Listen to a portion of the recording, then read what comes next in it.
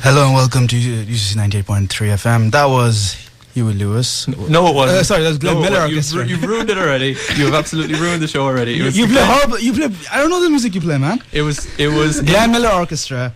That was In the Mood. In the Mood. All right, you can go on now. Idiot. This is 98.3 FM. You're listening to the Loading Screen with myself, Amar Sohail. With me, you already heard, is Jonathan Sultan. Hi, everyone. Also, this year we have a slightly new crew with us. Graham Richmond left last year, unfortunately. Judas Richmond. Judas Richmond.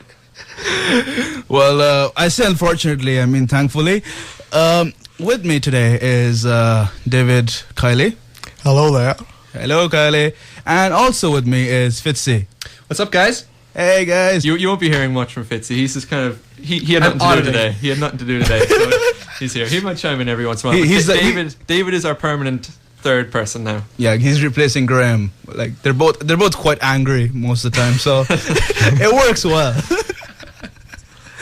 So guys, if in case you haven't listened to the show before, this is the Loading Screen, and basically this is the place to get all your gaming news, reviews, and as far as we know, yeah. This is the best place to get it. This is the only place to get it in Cork, pretty much, because we're the best at it, and we have secret sources and such in the industry. That's a lie, and you know it.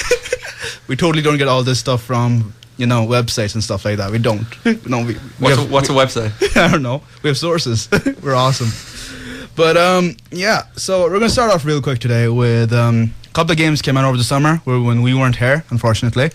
And one of the games I've been playing two of the games actually I've been playing quite a lot. Sleeping Dogs and Borderlands 2. Okay, I just want to say while you're doing that, I'm gonna eat this bar of chocolate.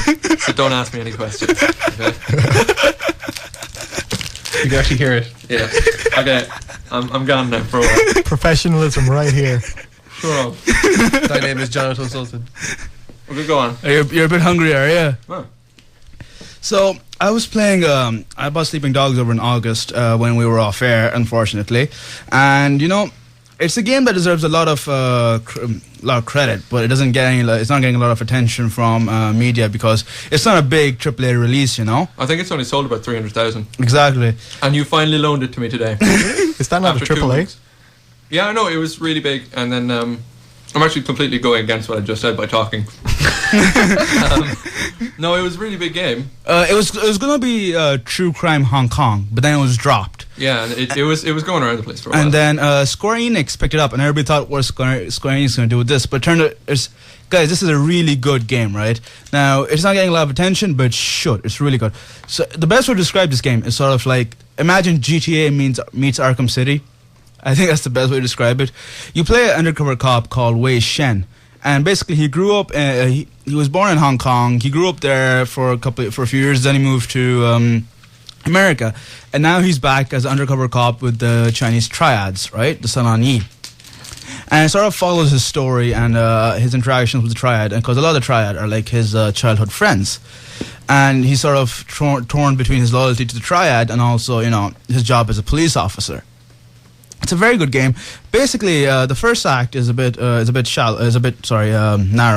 It sort of trails you down a corridor, really. But then after that, the game opens up. You can explore most of Hong Kong. They've recreated with some amount of accuracy. Obviously, it's not going to be 100% accurate, but they've got all the major districts there, stuff like that. The game looks really good. Obviously, it looks best. I can hear you, Johnny. Yeah, I'm trying to hold it as far away from the mic as I can. These are really good mics. But anyways, what was I saying? You interrupted me. Hong Kong layout. Hong Kong, yeah. So it's got a pretty good idea of Hong Kong. They got most of it right. All the major landmarks and stuff are there, and it's really easy to get around the city. The driving is a lot of fun. Like in a lot of games that you play, like a lot of open world games, getting places can be a bit of a chore, Like in GTA, I remember I always just take the taxi and stuff like that. I would never actually drive. Skyrim, nothing happens when you're walking around in Skyrim. Yes, it does. It's so Dragons much come fun. out of nowhere. That's it. That's it. Oh, What more do you want? Okay, no. I had crap gear and I was pretty badly leveled. I felt completely useless and weak. That's So the you're- idea. I got double teamed. I got 2 dragons on me at once. I beat them by drinking like 2 potions. What? They're not fun to fight and they're not hard.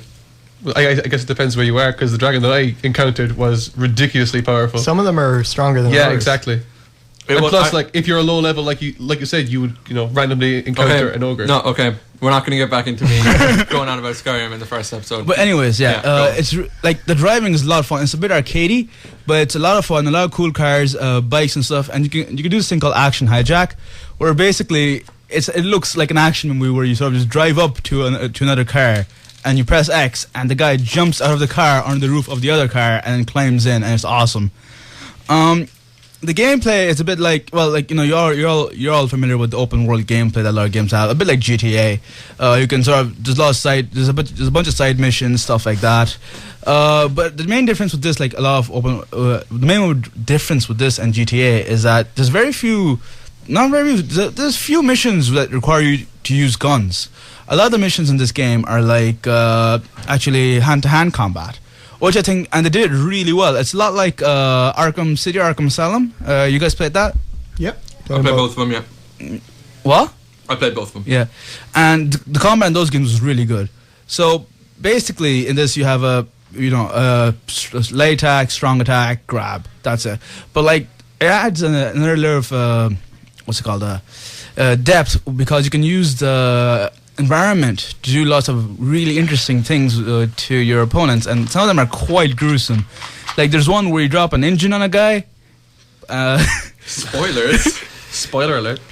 There aren't spoilers. You can know. It's the game. That's the joke. And I killed the guy with a fish, so that was pretty cool and pretty bad. I don't even want to ask. It was a swordfish, if that helps. All right. That does. Yeah, that makes sense. Yeah.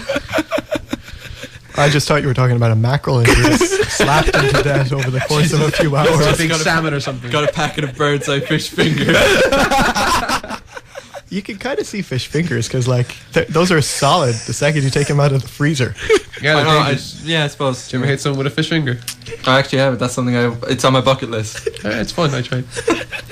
Alright. We should design special muskets just to fire fish finger. Okay, this is completely going off topic now. Again. Go back to the video game. Video game radio show. Not about murdering people with fish fingers. But anyways, that's later. The game's really good. It looks really good. The PS3 version looks slightly better than the 360 version, and it runs slightly better. As usual. Really? From what I've heard, anyway. I only played the PS3 version. The PC version, obviously, the best looking of the bunch. Surprise. Yeah, exactly. But David is our PC guy, if you didn't get that from his just derision there. Don't worry, it'll shine through. But Mark, can I ask you something? Yeah. A lot of the time, well, in GTA 4 anyway, I did experience some tanking issues where, like, if you were speeding down a straight road going 100 miles an hour, it was trying to, like, basically phase in all these things at once, and it would just tank, and you'd suffer severe frame rate drops. Is that the case in Sleeping Dogs? Not that I've come across. There's some frame rate drop during the cutscenes, right? Otherwise, the game runs really smoothly. But it is a bit annoying that when the cutscene come on, the frame rate drops. Like, it's not considerable, but it's noticeable. Yeah, that was the same when I was playing Just Cause 2. It has no problem rendering this massive world. Yeah. And then you get into crappy cutscenes and it just, for some reason, frame rate drop. Yeah. It's like, that makes no sense at all. Yeah, but like, they weren't even better graphics or anything. It was the exact same. It's noticeable, but not considerable, like I was saying. And the voice acting is actually pretty good. Okay. Because it's a mixture of English and Cantonese. Like all the the main characters and the triads just speak Cantonese a lot of the time, while because your character grew up in America, he speaks English a lot of the time. You know, that kind of thing. And seriously, guys, this is like people always talk about how there's no new IPs in gaming. This is why there's no new IPs in gaming, because when a new IP comes out and it's good, people still don't buy it, and that's really annoying. So guys, this is a really good game. Definitely go buy it. It's worth your money, alright? I'm not going to buy it. I'm going to borrow it off you.